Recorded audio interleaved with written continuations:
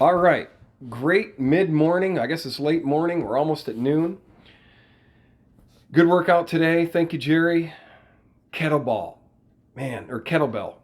That kettlebell workout stuff, if you're not doing it, get one. Get into it. Start doing it. Big fan of that. I am very disappointed to hear that one of the most underrated, now I know he's a Hall of Famer, but one of the most underrated greatest of all time, Hank Aaron, has passed away, and I have always been a big fan of Hammer and Hank. So let's talk about why I say it the way I say it. When Ted Williams was alive, they said he was the greatest living baseball player of all time. When he died, then Willie Mays became the greatest living baseball player of all time. And that's fine. That can be positions people take. But all of these other people have consistently been mentioned. And consistently, Hank Aaron was in that 10, 11, 12, 13, 14th range, if at all, in some people's list when they talk about the greatest of all times. Hank Aaron, if you look at his numbers, he was a tremendous hitter. He had a tremendous arm. He could run. He was truly a five-tool guy. And yet, overshadowed by a lot of people for a lot of reasons. His average was there. His RBIs were there. Obviously, the home runs were there. Just a level of consistency, too. If you look at if you look at Hank Aaron's numbers in comparison to Babe Ruth, very few people had that same level of consistency. A lot of people did a lot of things. I think of Stan Musial and from a longevity standpoint. But to even suggest that Reggie Jackson, who's a Hall of Famer, should even be considered in the same category. And I got a great deal of respect for Reggie, but he's no Hank Aaron. Hank Aaron, if you look at the way he played the game and the integrity and respect that while he was playing, it was there for him. He does not get enough respect, I don't believe, post-playing career. Let's hope that in his passing that he gets even more attention to the numbers that he put up. Tremendous ball player. By all accounts, near as I can tell, tremendous human being, too. And, I've been on record as saying I thought Derek Jeter was the greatest baseball player I saw. And for a 20-year period, I thought Derek Jeter was really good. Baseball. Maybe he wasn't the best shortstop year in and year out, but he was consistent. And again, shortstop, very demanding. Between catcher, shortstop, I mean, you're doing a lot. You're doing a lot for your team. And what a leader that Hank Aaron was. And truly, in my lifetime, I got a chance to see him just a little bit. So a lot of it was my appreciation after the fact. And I'm going to transition now. 86 years old. Obviously, when Hank Aaron was born, he was not expected to live that long. And every year that he did live, he was expected to live a little bit longer. That's the old adage. The longer you live, the longer you're going to live. Because when you were born, your life expectancy, until recently, your life expectancy, it wasn't going to go backwards. Now, we've done some things in this country by the law of large numbers, and the things that we have not paid attention to have caused our life expectancy to come back just a little bit. Part of that is opioid overdoses, and part of it's going to be how we're handling this medical situation. That's how I'm going to term it. 86 years. Something was going to end the life of Hank Aaron. But will we ever really know the truth behind whether or not the vaccine, what kind of an impact this vaccination had on him? I hope we do.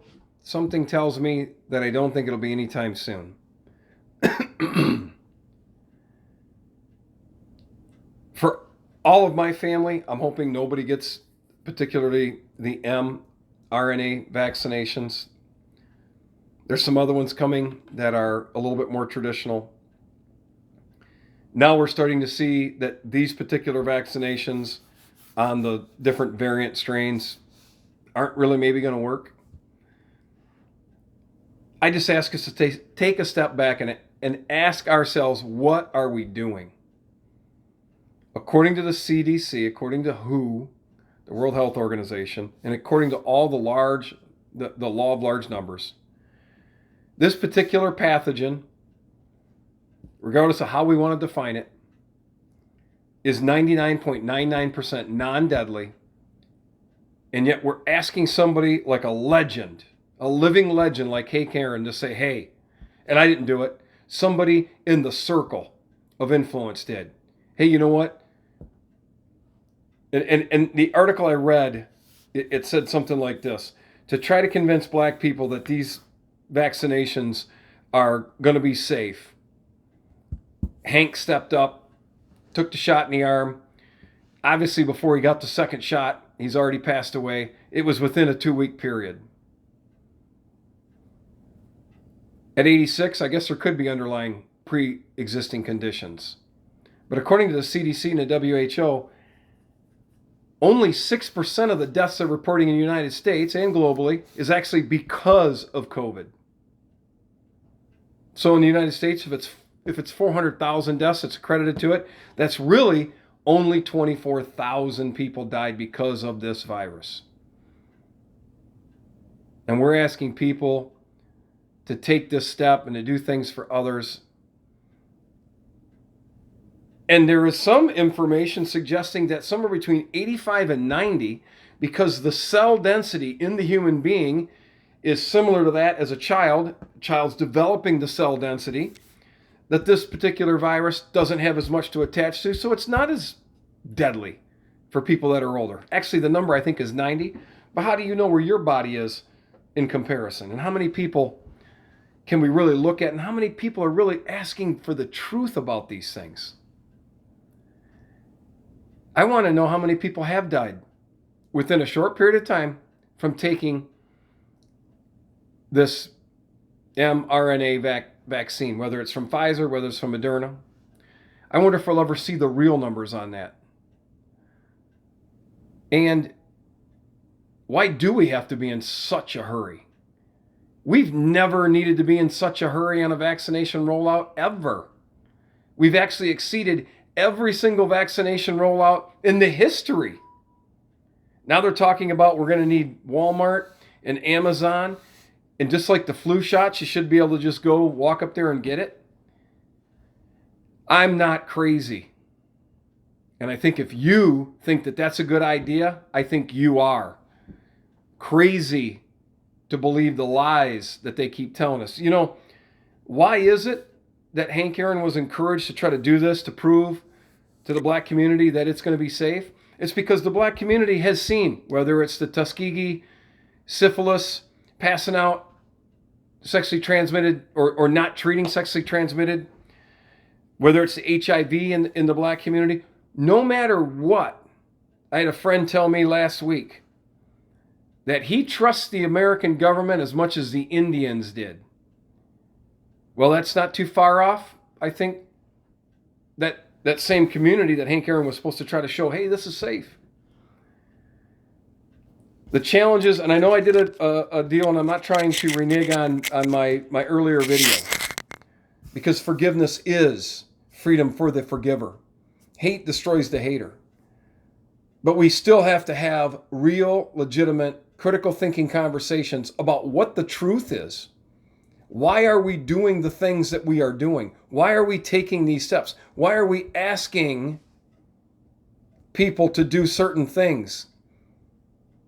The conspiracy theorist says this is about a global depopulation effort. Well, we're going to be colonizing the moon and Mars very soon, much sooner than you or I think is possible. Self-driving cars. Technology has an exponential growth. Things are going to happen a lot faster than we think. Maybe the resources. They feel like the powers to be, this global ruling that you don't see on a regular basis, that you want to say, oh, we're a sovereign nation. I'm going to spend some more time looking into United States Inc., the Banking Act of 1871, 1933, and the other pieces of legislation that we may or may not have sold our country out and no longer a sovereign nation. I'm hoping that you do the same thing. Once again, the challenge is, if you disagree with anything that I have said, I challenge you to contact me. Let's get in the studio and let's have a discussion, because we need more discussions, especially in the public square. I appreciate you being a subscriber. I appreciate you sharing. I hope you have a great day. And for now, I'm James Detroit, and I'm out.